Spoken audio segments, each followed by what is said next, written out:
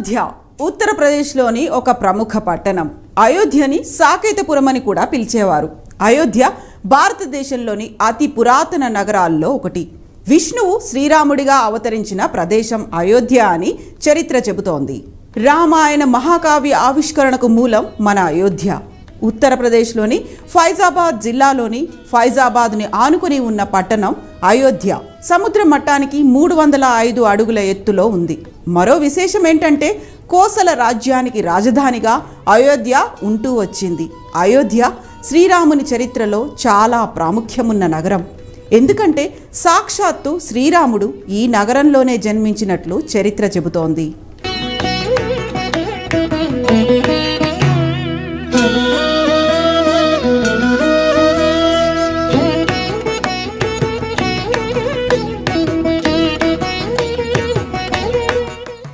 అసలు అయోధ్య ప్రత్యేకతలేంటి? అయోధ్యాపురి ఎక్కడుంది?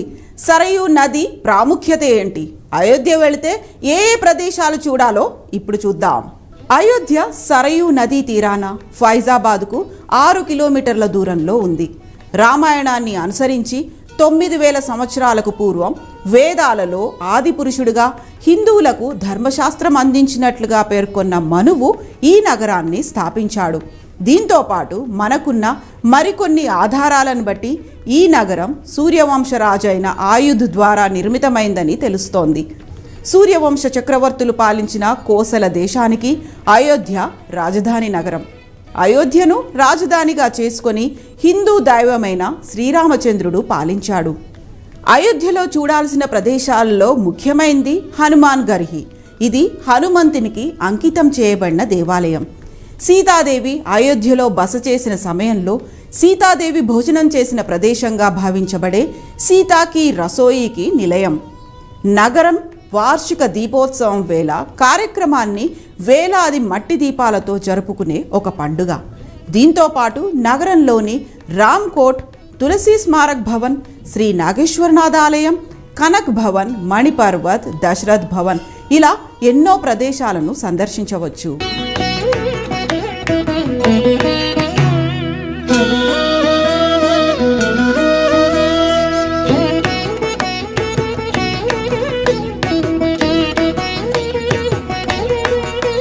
అసలు అయోధ్య వివాదానికి కారణమేంటి? నిజంగానే శ్రీరాముడు అక్కడే జన్మించాడా? మరి ముస్లింలు ఎందుకు అక్కడ మసీదు కట్టారు? ఇలా ఎన్నో ప్రశ్నలకు సమాధానమేంటో తెలుసుకుందాం. అయోధ్య ఒక తేమతో కూడిన ఉప ఉష్ణ మండలీయ వాతావరణాన్ని కలిగి ఉంటుంది. అసలు అయోధ్య వివాదానికి కారణం మొఘల్ వంశానికి ఆద్యుడైన బాబర్ ఇదే స్థలంలో బాబ్రీ మసీదును నిర్మించాడు. దీన్ని ఆయన అంతకు ముందే ఉన్న రామాలయాన్ని కూల్చివేసి కట్టారని కొందరి వాదన. 2005 జూలై 5న 5 ముస్లిం తీవ్రవాదులు అయోధ్యలో ఉన్న తాత్కాలిక రామలీలా ఆలయ ప్రవేశం వద్ద దాడి చేశారు. తర్వాత మొత్తం 5 తీవ్రవాదుల్ని భద్రతా దళాలు తుపాకీతో కాల్చి చంపాయి. బాంబు పేలుళ్లో ఒక పౌరుడు కూడా చనిపోయాడు. 2019 నవంబర్ 9న అయోధ్య తుది తీర్పును వెల్లడిస్తూ కేంద్ర ప్రభుత్వానికి సుప్రీం ఆదేశాలు జారీ చేసింది. వివాదాస్పద స్థలం హిందువులకు అప్పగించాలని కోర్టు తీర్పు వెలువరించింది. 2.77 ఎకరాల వివాదాస్పద స్థలం అయోధ్య ట్రస్టుకు అప్పగించాలని, ప్రత్యామ్నాయంగా 5 ఎకరాల భూమిని సున్నీ బోర్డుకి ఇవ్వాలని ఆదేశాలిచ్చింది. స్థలం స్వాధీనం చేసుకునేందుకు 3 నెలల్లో ట్రస్ట్ ఏర్పాటు చేసి ఆ భూమిని ట్రస్టుకు అప్పగించాలని, ఆలయ నిర్మాణం, నిర్వహణ పనులను ట్రస్ట్ చేపట్టాలని ఆ తీర్పులో వెల్లడించింది.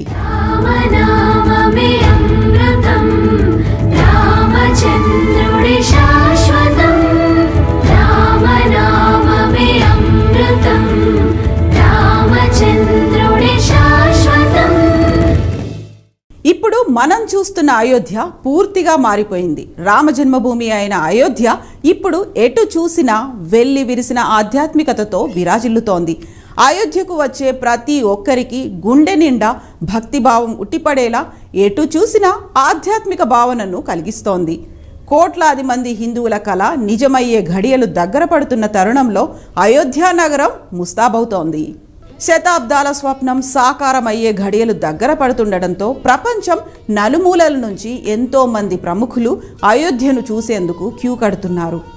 జనవరి 22 రామమందిర ప్రారంభ మహాసంబురానికి అయోధ్య సరికొత్తగా తనను తాను ఆవిష్కరించుకుంటోంది. 2024 జనవరి 22న రామ్లల్లా విగ్రహ ప్రతిష్టాపన భవ్య కార్యక్రమానికి దివ్య ముహూర్తం ఫిక్స్ చేశారు. 2024 జనవరి 22న రామ్లల్లా విగ్రహ ప్రతిష్టాపన భవ్య కార్యక్రమానికి దివ్య ముహూర్తం ఫిక్స్ చేశారు. ఆ రోజు మధ్యాహ్నం సరిగ్గా 12:29:08 నుంచి 12:30:32 శుభ ముహూర్తాన విగ్రహ ప్రతిష్టాపన కార్యక్రమాన్ని అంగరంగ వైభవంగా జరపనున్నారు. అంటే శతాబ్దాల యావత్ హిందువుల కళ 84 సెకండ్లలో పరిపూర్ణమవుతుందన్నమాట. ఇక అదే సమయంలో అయోధ్యాపురి మొత్తం జై శ్రీరామ్ నినాదాలతో మార్మోగనుంది. జగదానంద కారకుడికి, జయ జానకి ప్రాణ నాయకుడికి శుభ స్వాగతం పలికేందుకు భవ్యరామ మందిరంలో మన రామయ్య కొలువయ్యే నాటికి ఎన్నో అద్భుతాలు సాక్షాత్కరించబోతున్నాయి. ఆ అద్భుత మహాయజ్ఞంలో మన తెలుగోళ్ల పాత్ర కూడా ఘనంగానే ఉంది.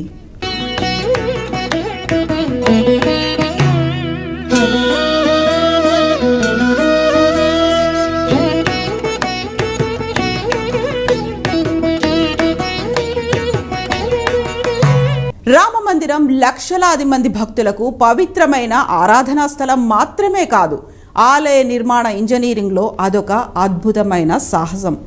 ఇనుము, ఉక్కు, సిమెంట్, స్టీలు వంటి ఏ ఆధునిక వస్తువులను ఉపయోగించకుండా వేల సంవత్సరాల పాటు ఎలాంటి పరిస్థితినైనా తట్టుకొని ఉండేలా ఈ ఆలయాన్ని నిర్మిస్తున్నారు.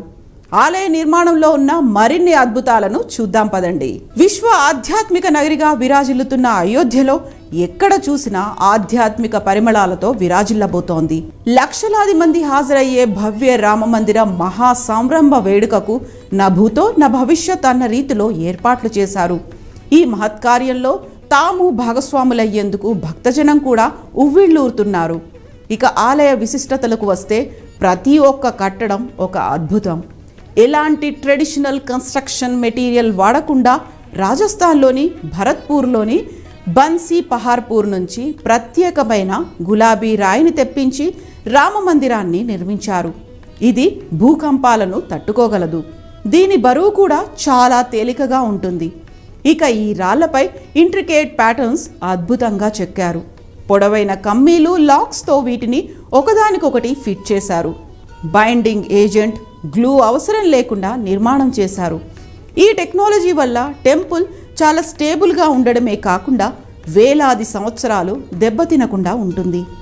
దీంతో పాటు పురాతన నాగర నిర్మాణ శైలిని కూడా ఇది సంరక్షిస్తుంది.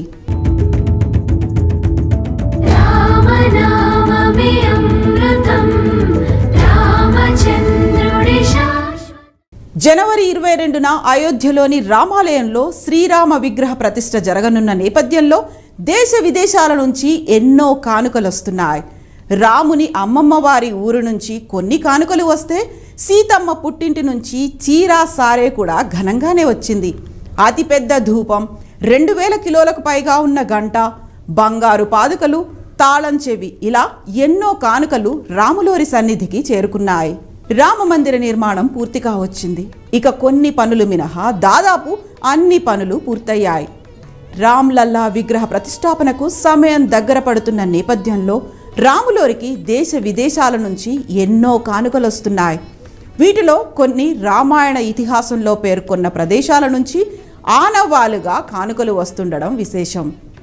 108 అడుగుల పొడవైన ధూపం స్టిక్, 2100 కిలోల బరువున్న గంట, 1100 కిలోల బరువున్న భారీ దీపం, బంగారు పాదుకలు, 100 అడుగుల పొడవున్న తాళం చెవి, 8 దేశాల సమయాన్ని ఏకకాలంలో ఒకేసారి చూపించగలిగే గడియారం తదితర ప్రత్యేక అద్భుత బహుమతుల్లో కొన్ని శ్రీరామ విగ్రహ ప్రతిష్టకు ముందే చేరుకున్నాయి. సీత జన్మభూమిగా పేరొందిన నేపాల్లోని జనక్పూర్ నుంచి 3000కు పైగా కానుకలు అయోధ్యకు చేరాయి. వీటిలో వెండి పాదుకలు, ఆభరణాలు, వస్త్రాలు ఉన్నాయి. నేపాల్లోని జనక్పూర్ ధామ్ రామ్ జానకి ఆలయం నుంచి 300 వాహనాల ద్వారా అయోధ్యకు చీరా సారే చేరుకుంది. శ్రీలంకలోని అశోక్ వాటికా నుంచి కూడా ప్రత్యేకమైన బహుమతులతో ప్రతినిధి బృందం అయోధ్యకు తరలివచ్చింది. లంకలో రావణుని నిర్బంధంలో సీత ఉన్న అశోకవనం నుంచి ఒక శిలను అయోధ్యకు తీసుకొచ్చారు. 108 అడుగుల పొడవుతో 3.5 అడుగుల వెడల్పుతో 3610 కిలోల బరువున్న ధూపం స్టిక్ను గుజరాత్లోని వడోదరాలో 6 నెలల పాటు తయారు చేశారు. ఈ ధూపం 40 రోజుల పాటు అనేక కిలోమీటర్ల దూరం సుగంధాన్ని విరజిమ్ముతుంది.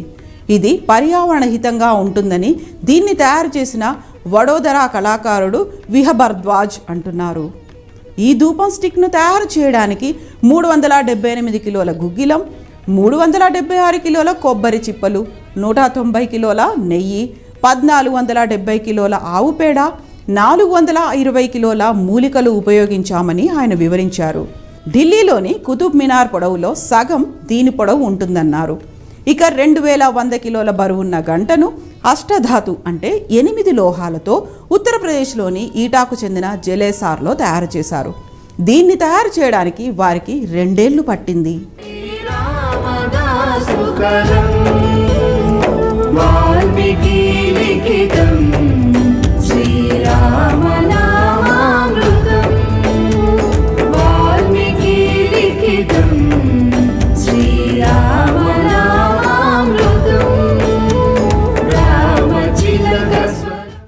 జగదభిరాముడి జన్మస్థానమైన అయోధ్యాపురి సర్వాంగ సుందరంగా ముస్తాబవుతోంది. రామమందిరం ప్రారంభం, విగ్రహ ప్రాణప్రతిష్ఠకు సమయం దగ్గర పడుతుండటంతో నిర్మాణ సుందరీకరణ పనులు కూడా శరవేగంగా జరుగుతున్నాయి. ఆలయ నిర్మాణంలో వివిధ రాష్ట్రాల కళాకారులు, కార్మికులు పాలుపంచుకుంటున్నారు. అయోధ్య రామమందిరం ప్రపంచంలోనే 3వ అతిపెద్ద హిందూ దేవాలయంగా రూపుదిద్దుకుంది.